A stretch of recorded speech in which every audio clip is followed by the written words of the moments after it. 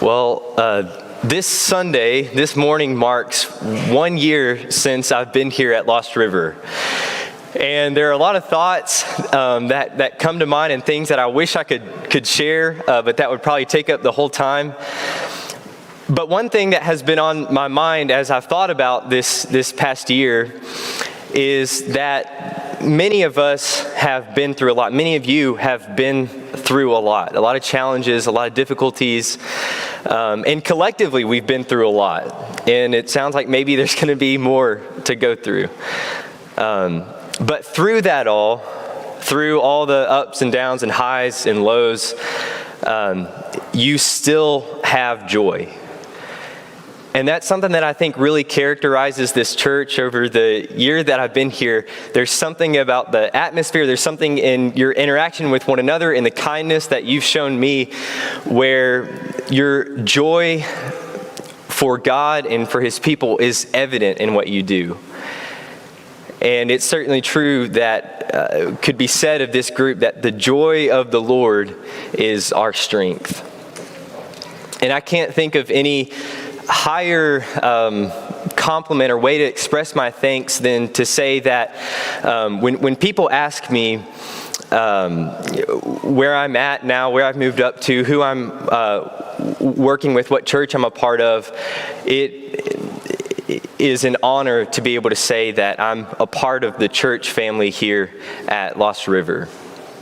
It means so much to me to get to be a part of this and to be able to say that to people. I love getting to share in that joy that you have for the Lord.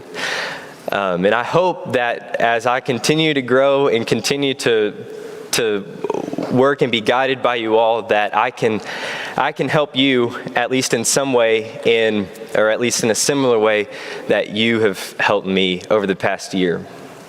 I feel like I should also probably say something about Lawrence. Throughout this training program, or whatever the best thing to call it is, this mentorship, it's been really just incredible. And in fact, the first week I was here was when it really hit me. I was excited to get to learn from Lawrence. I'd heard him preach before, and I knew Will from FC.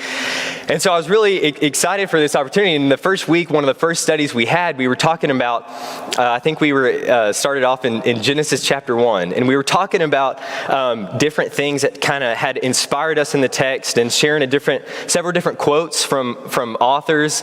And a couple, pretty famous writers were quoted. And I was like, oh, that reminds me of this one quote. And I can't think of who said it. And I was just spinning my wheels trying to think of who it was that said it. And then it dawned on me that it was Lawrence. So I was like, wow, well, I'm really in the presence of somebody that I really admire that much. And that's they say sometimes be careful getting too close to the people that you admire, or your mentors. That's not true at all. I am so thankful to be able to know Lawrence and to be able to learn from him. It's been a great experience, and I hope that by now at least a little bit of Lawrence has rubbed off on me, although some of you have reminded me that might not be a good thing. But I'm thankful for it all. But if I keep going if I have another hour-long sermon, I'll probably be kicked out for good. So, but I really am thankful. I can't express that enough. And I look forward to what's ahead. For this Sunday, we started a series last Sunday called Finding Your Way. We all have moments in life where we come to the crossroads and we face difficult decisions. And in those moments, we want to know which way's best. We want to know how to determine God's will when the way's unclear, when that path seems foggy. And throughout the years, throughout the centuries, the millennia, people have had all kinds of ways of determining that. In fact, the magic 8-ball, it's still up here if anybody wants to use it. People have had all kinds of different ways of figuring out what's the will, what's the path that I need to take. But last Sunday, we talked about maybe a different approach, a different method where I don't have to just guess my way through life and just pick the best multiple choice answer of the paths that are ahead of me, but that the clearest way, the easiest way to find the path that I need to take is to trust and obey. Trust and obey. I need to trust in God's plans and obey his commands. God has an overarching purpose that he's working in the world from the beginning of creation to the day of eternity, from the garden to Revelation. God is working out his sovereign overarching purpose in the world. And throughout Scripture, he's revealed his moral will for us. These commands that are like guidelines that tell us how to best live as humans, what it really means to be a human, to be in the likeness of his image. And as we look at those two things, as we look at that plan and we obey these commands and we try as best we can to align our life with that, then that's how we find our way. That's how we find our way when the path seems unclear. Or I really like the way that Lawrence put it. These are probably one of the quotes that'll stick with me for throughout life, that when I surrendering to the known will of God brings clarity to the unknown will of God. Surrendering to the known will of God brings clarity to the unknown will of God. But here's the difficulty with this. Sometimes, even when we do our very best to trust and obey, even when we're striving in that direction and we're genuinely, sincerely trying our best to do that, sometimes we can still feel stuck at the crossroads. And here's what I mean. There could be several reasons for that. Maybe it's because you're a new Christian. Maybe it's that you're new to the faith, and there are, as you've committed your life to Christ, you want to trust and obey, but because this is a new experience, sometimes that can seem kind of unclear. You're still uncertain about what that really means and what that really looks like. Or maybe it's just that you're entering into a new phase of life. At every phase of life, there are new challenges, new questions that arise, new situations that we have to sort through and figure out. And each time that we enter into that new phase, it comes with sort of a lack of clarity. And I can do my very best to trust and obey, but sometimes I still have trouble figuring out exactly what that looks like for my life. Or maybe it's that you're dealing with some temptation. And you've been battling it for a while, and you've been doing your very best, and you've been searching through the scriptures, trying to find a way out, and you've been doing everything you can. And still, you just feel stuck. And maybe one that we can all relate to, sometimes even when we try our best to align our life with God's will, it can just be difficult to understand what God is really doing in the world and what in the world I have to do with it, how I fit into that picture. And the good news is that even when I feel stuck, no matter what situation I'm going through, no matter what phase of life I've entered into, no matter where it is that I'm stuck at, there is someone who can see the way more clearly than me.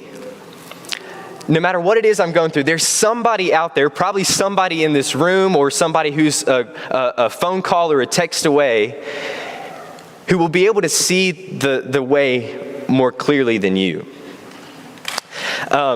Maybe you've experienced this before. Maybe you've been working on a puzzle and you've just been spending hours just staring at this puzzle, and you've tried to put all the pieces in the right place, and you get to the end of it and you have, several dozen pieces left, and you just can't find where this one piece goes. Just really struggling, and then someone comes along and they immediately solve it. It's immediately right there in front of your eyes. Someone's able to see it more clearly. I don't work on puzzles much, but I feel like that's what would happen if I did. I would get stuck and someone comes along and all of a sudden they see it. Or this has happened to me at the grocery store, looking for that one item that you can't seem to find, and then finally, after searching around for it, you finally decide to ask someone for it, and sure enough, it's right in front of your eyes. You passed it 7 times.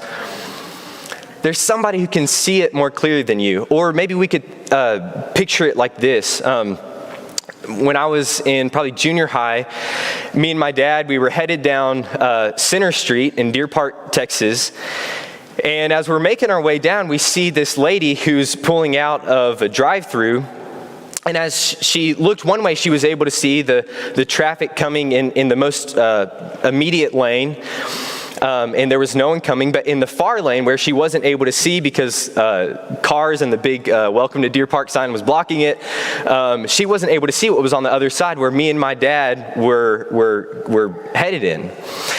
And so we're talking, and all of a sudden we pause the conversation and say, wait, what is she doing? She pulls out from this far, and she pulls into the far lane, and then immediately, boom, gets hit by one of these oncoming cars. Now, fortunately, she was okay. It was a low impact collision. And so we honked at her and we drove off.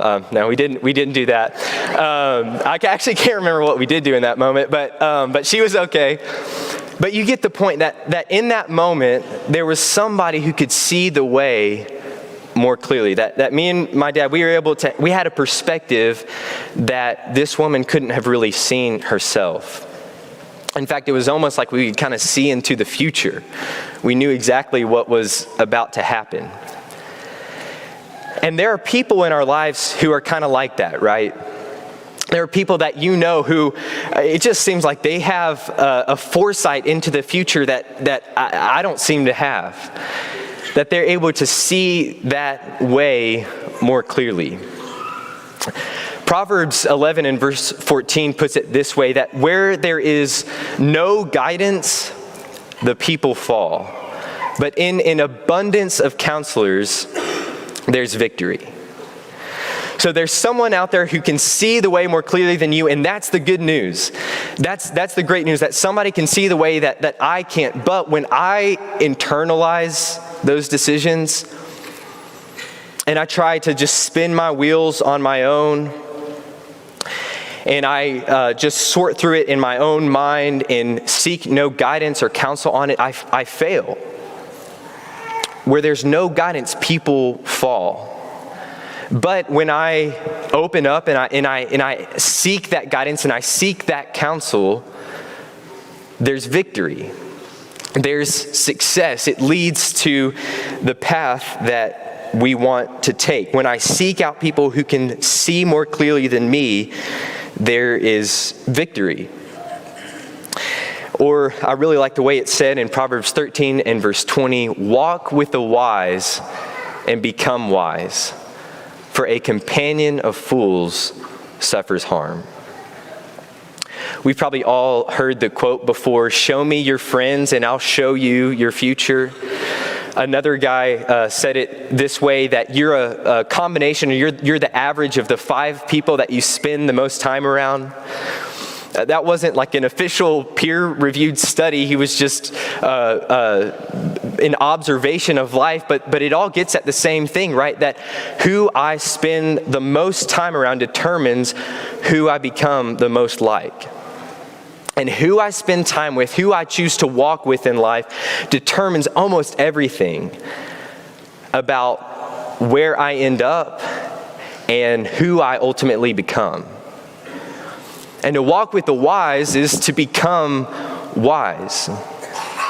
But the companion of fools suffers. The companion of fools suffers. And you've seen that, right? You ever known the person who had a really great heart, but who was just always caught up in the wrong crowd? Have you ever known that really smart person who just became more and more influenced by their intellectually enlightened peers at school or in the workplace or wherever, and they drift further and further away? Have you ever known somebody who had so much potential to do great things for the kingdom of God, but who just never surrounded themselves with the right people to get them to where they needed to be and fulfill that potential? We've all seen those people. We all know those stories, and we've all been there ourselves. The companion of fools suffers. The companion of fools suffers harm. But when I walk with the wise, when I choose to walk down that path with people who can see the way more clearly than I can, then I not only make wise choices, I become the kind of person who consistently makes wise choices. I become wise. To walk with the wise is to become wise. Now that sounds really simple, right? Just surround yourself with the right people and you're good to go. You pick the right people, get the right team around you, and boom, you're headed in the direction that you need to, and you can fulfill all the potential that you're intended to live up to. And in part, that's kind of true, right? Who we surround ourselves with determines almost everything, right? But there's a problem, and the problem is this, that to walk with the wise is a choice.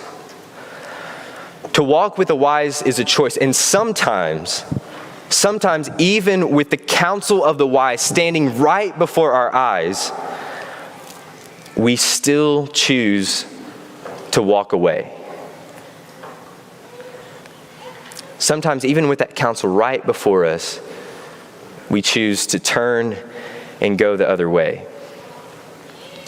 And so this morning I want to share a story from Scripture about somebody who sought out the right counsel and who gained the advice and the wisdom and who nearly walked with the wise, and it almost worked.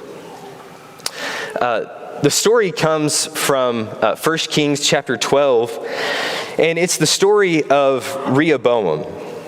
He was the grandson of King David, the son of King Solomon. And what that means is that there was really no greater time to step into the role of the king. David had united the 12 tribes in a way like they had never been united before. He had directed the nation and pointed them closer and closer to God. And then Solomon came along and he built the temple, the dwelling place of God, and the glory of Israel was incredible. People from all over the world were coming to observe this kingdom that Solomon had now built. And so as Israel is at the height of her glory, there's never a better time to take the throne. Except for, with the death of his father Solomon, there's rumors of division and civil war, and there's a threat of the collapse of the kingdom.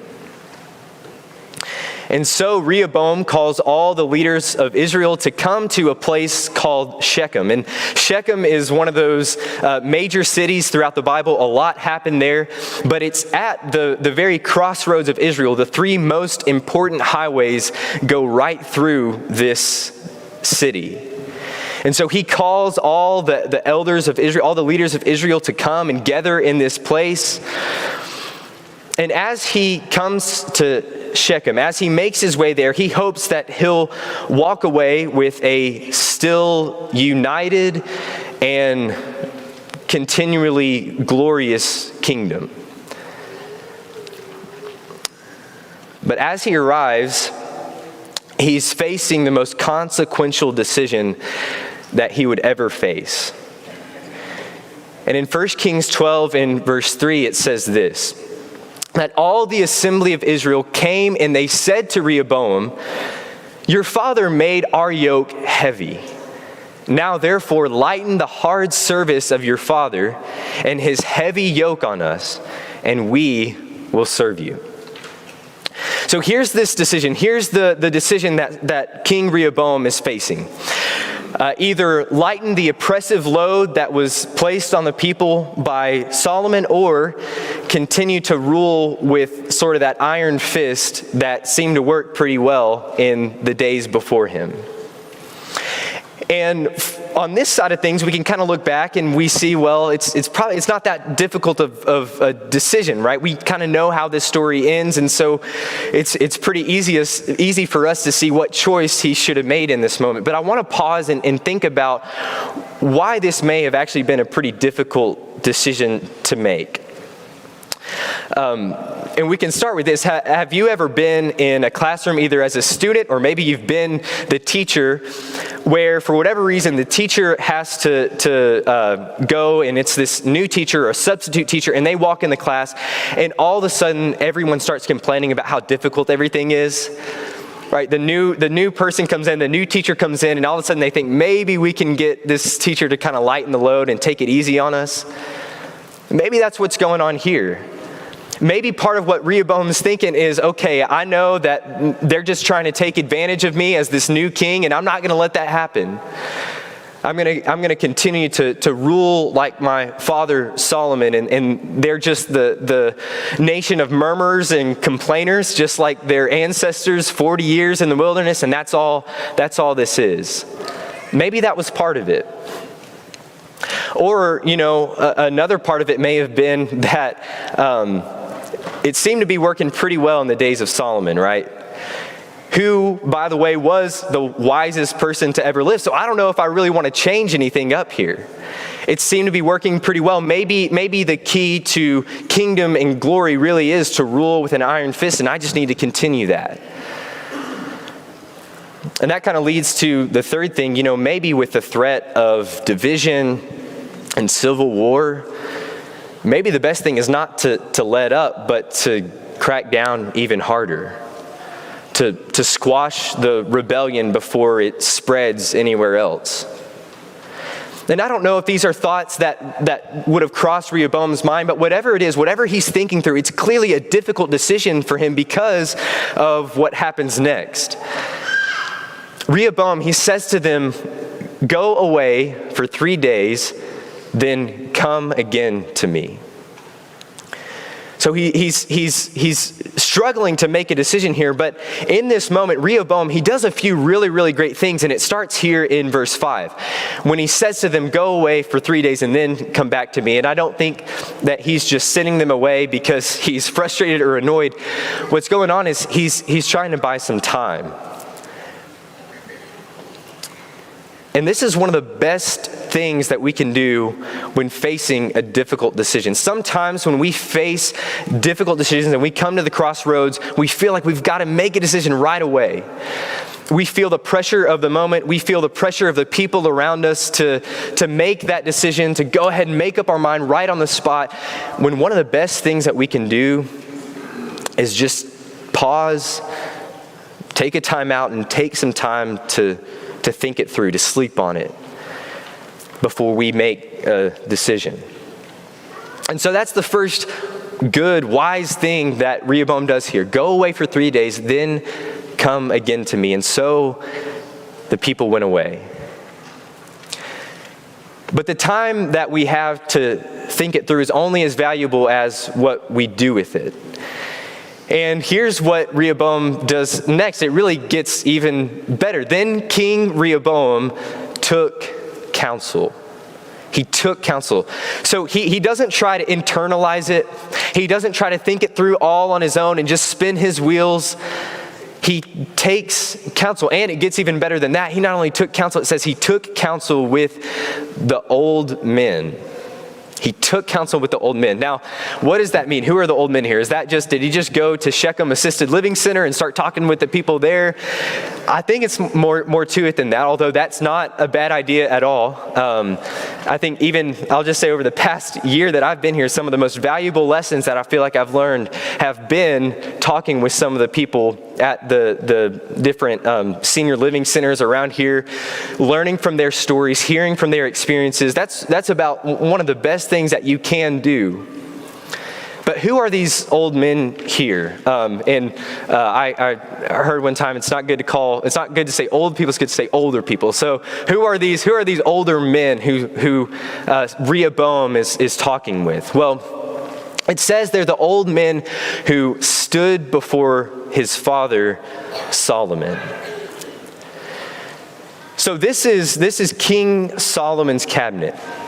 This is his trusty set of advisors who have been with him throughout this entire kingdom that Solomon built. They've been a part of every operation from the very beginning. They've probably been a part of different councils of war. They've been a part of the construction of the temple. They've been dealing with the economy and how to continually unite this nation together.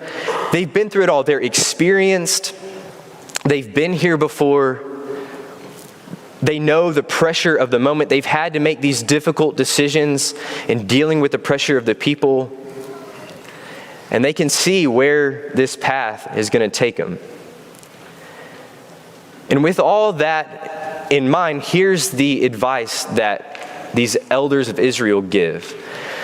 They said to him, "If you will be a servant to this people today and serve them and speak good words to them when you answer them, then they will be your servants forever." So here's the advice that they give. You be a servant to the people, and they will be a servant to you. And that's great advice, right? You want to impact people. You want to live up to your potential as a servant of God. You want to influence the people around you. Be a servant. That's wise counsel.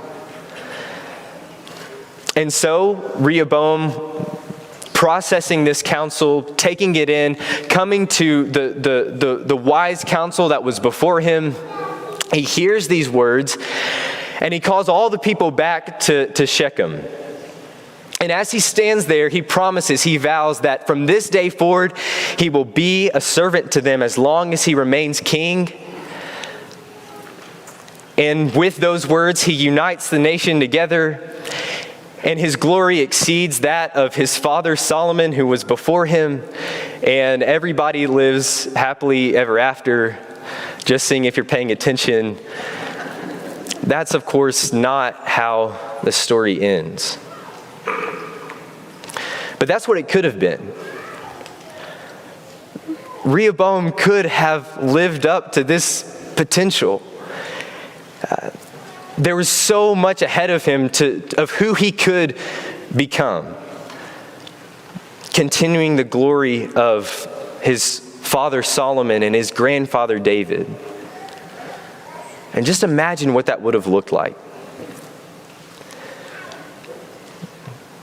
Uniting the nation together in the way that his grandfather David did, continuing the glory of the reign of his father Solomon. That could have been Rehoboam if he had just chosen to walk with the wise. But instead, he chose to walk away. And the question is, well, why? Why did he choose to walk away? Why was it that even with these warning signs that we'll see in a moment, why did he choose to walk away from this counsel? Well, let's look at what the next set of advisors have. Verse 8, it says that he abandoned the counsel that the old men gave to him, and he took counsel with the young men who had grown up with him and stood before him. So he walks away from the wise. He takes counsel with these young men who he had grown up with, and they stood before him. And here's the advice that they give. Thus you shall say, my little finger is thicker than my father's thighs. And now whereas my father laid on you a heavy yoke, I will add to your yoke. My father disciplined you with whips, but I will discipline you with scorpions. Now, at first, this isn't a totally bad idea, right? There's success in abundance of counsel. So maybe it's not always bad to get a second opinion here, but in this counsel, there are all kinds of red flags that he should have seen.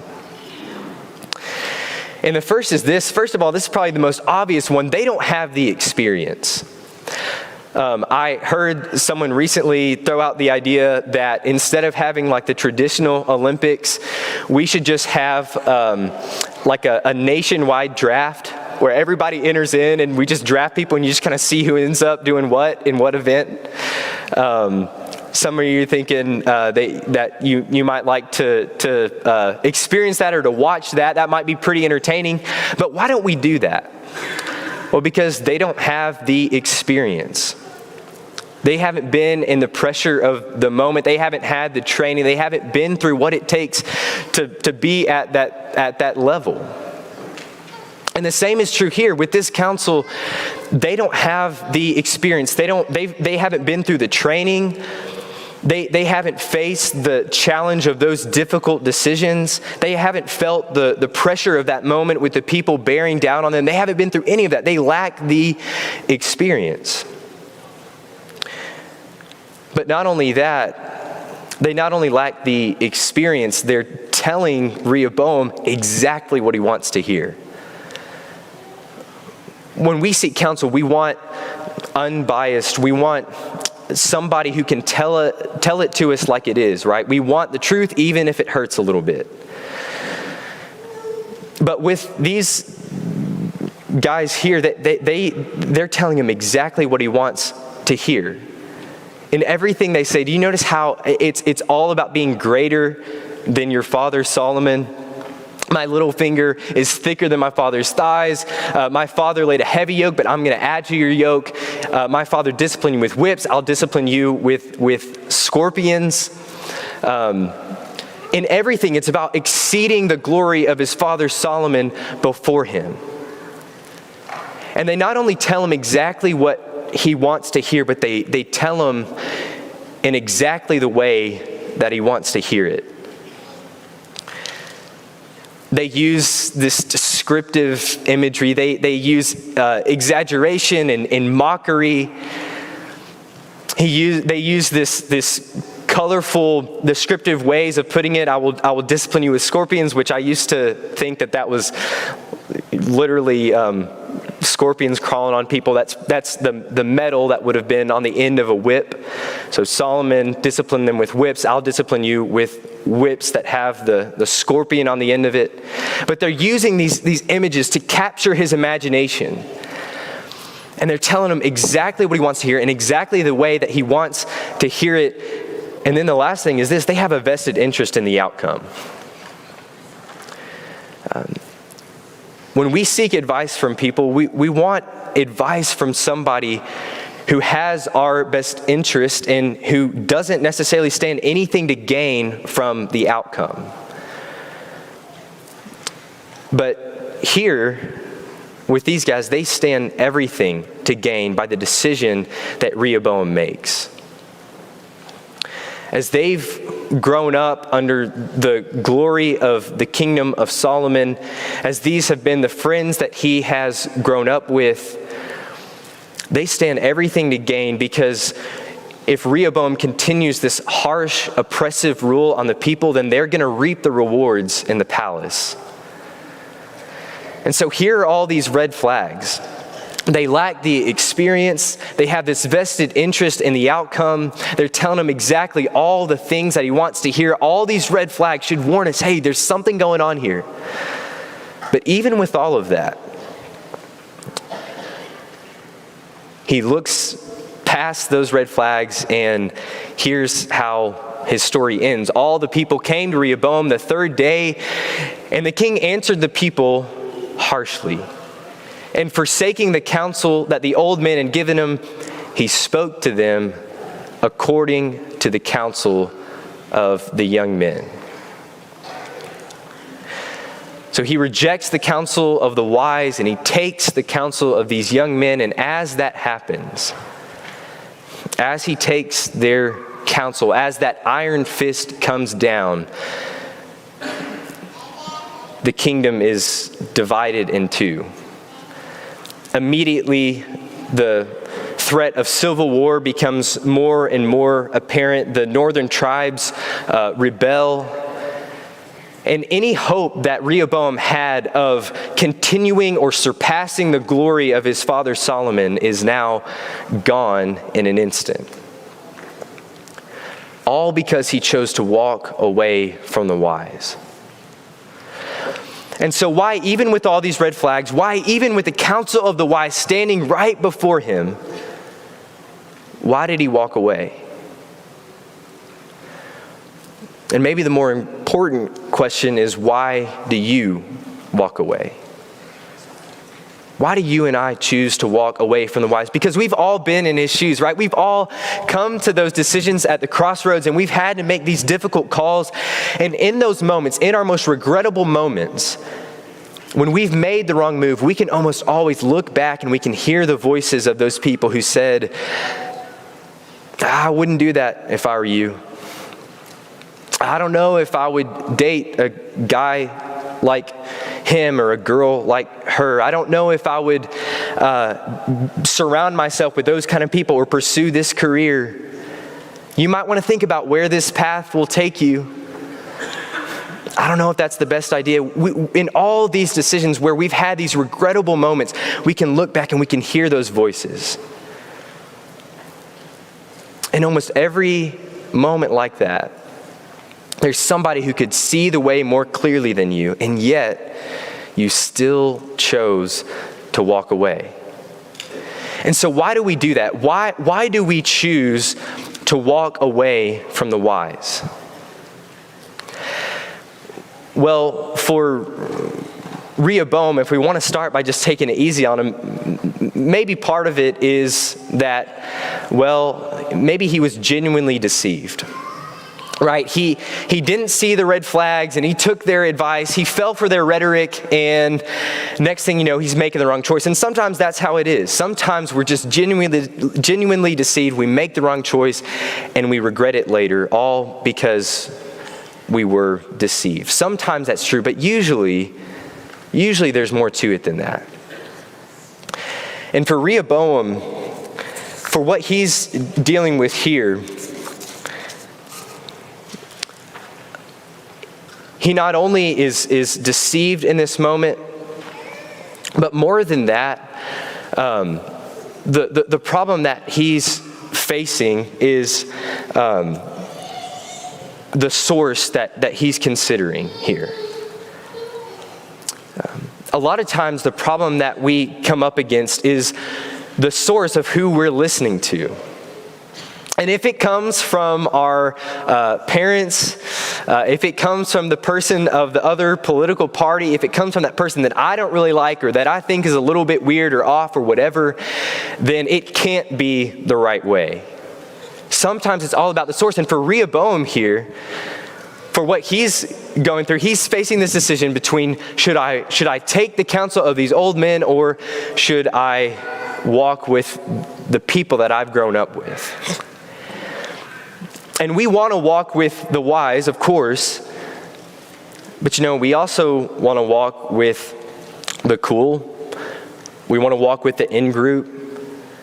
We want to walk with the wise, but we also would like to walk with the intellectual. We like to feel smart. We want to walk with the people who we like the most, the people who are most like us. We want to walk with the successful, the wealthy, the whatever. We want to walk with the wise, but we also want to walk our own way. We also have other people who we want to walk with. And more than that, there are people. There's a person or a group of people in all of our lives who we will not only listen to for advice, but who we will allow to lead us to do almost anything. There are people that we idolize so much that will allow them to lead us down almost any path, even if it means going against what we know is best. It might be a family member that pulls us away. It might be a significant other. You see that in relationships all the time, people getting pulled away. It might be someone that we admire and look up to, maybe someone that we don't even know, a celebrity. But there are people in our lives that we look up to so much and idolize so much that we'll do almost anything to gain or to keep their approval, even if that means walking away from the choice that we really know inside is best. But in all of that, as we're aware of considering the source and being pulled away for all those reasons, you know what the main reason was for Rehoboam? The main reason that he chose to walk away from the wise was because he already made up his mind. Back in verse 8, after he had received the counsel of the old men, before he even goes and seeks counsel to anyone else, back in verse 8 it says he abandoned the counsel of the old men. So before he even seeks counsel on anything else, before he even goes and asks for advice from somebody else, he's already made the decision in his own mind. In other words, at that point, when he goes to his friends, he's no longer looking for advice, he's looking for approval. He's looking for affirmation. He's already decided in his own mind and in his own heart exactly what he wants to do, and he's just searching for somebody to confirm that. And it never takes long to find it. Especially now, especially in our social media age, it doesn't take long to find another set of cheerleaders, to find another set of counsel who will give you the green light for whatever it is that you really want to do. And for Rehoboam, the main reason why he chooses to walk away is because he already made up his mind. And so here's what this story tells us. In Rehoboam's folly, I think we learn two important things. And the first is this, that to take hold of the hand of the wise, you have to learn to let go. If we're going to embrace the wise and walk in the same path that they are, then we've got to learn to let go. And that might mean letting go of different friends and influences. Oftentimes that means letting go of my biases and preconceived ideas about whose advice is really worth listening to. And always it means letting go of my own will and my own way and my own plans and purposes of my heart. And that doesn't mean that every desire that I have leads to a bad decision. But if you and I really want to walk with the wise, if we really want to head down that path that leads to victory, to leads to whatever it means to be winning at life, to live up to the potential that God has called us to, then we have to learn to let go. But the second thing is this, and this is where we started. Somebody knows what you should do, and that's the good news. No matter what it is you're facing, no matter what phase of life that you've entered into, they know what you should do. But what that means is that you've got to follow through. Right? We can't be like the man that James talks about who looks in the mirror, who comes face to face with the decision that they know that they need to make and then walks away totally unchanged. We have to learn to let go, and we have to follow through when we seek out that wise counsel. And this morning we'll close with this challenge to help us do that. In whatever situation that you're facing, in at least one area of your life, think about what counsel you can take, who you can seek out. And the first thing to do is, number one, write down 3 key questions. Write down 3 questions that you think can bring clarity to what decision you're facing. Number 2, seek out 3 people who you respect and you admire for their wisdom, for their godliness, for their devotion, for their truthfulness and honesty with you. And number 3, if it aligns with God's will, then do it. Right? Don't be like the man who looks at the mirror and walks away. Be the person who follows through with it. And we'll look at that more in the discussion groups tonight. But I think maybe Rehoboam's own father said it best when he put it this way in Proverbs 19, verse 20, listen to advice and accept instruction that you may be wise the rest of your days. That's what it takes. And I love the way it's put here. You can be wise the rest of your days. I may not have been wise today. I may not have been wise in the past. I may have made a lot of mistakes and made the wrong choices many, many times. But starting today, I can be wise the rest of my days if I will listen and accept that counsel. If I'll let go of the things that I'm holding on to so tightly, and I'll follow through with the counsel that I'm given.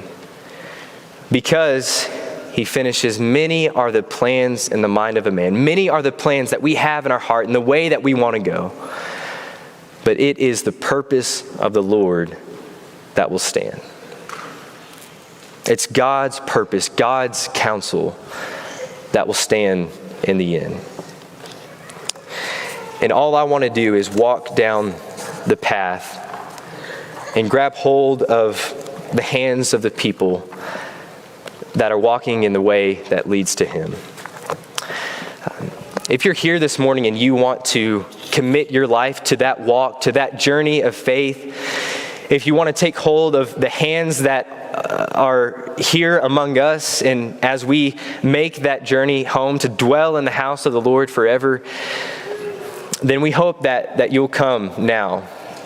And if you're here this morning and we can pray for you and we can strengthen your spirit in the Lord, whatever we can do, however we can assist you this morning, we ask that you come now as together we stand and sing.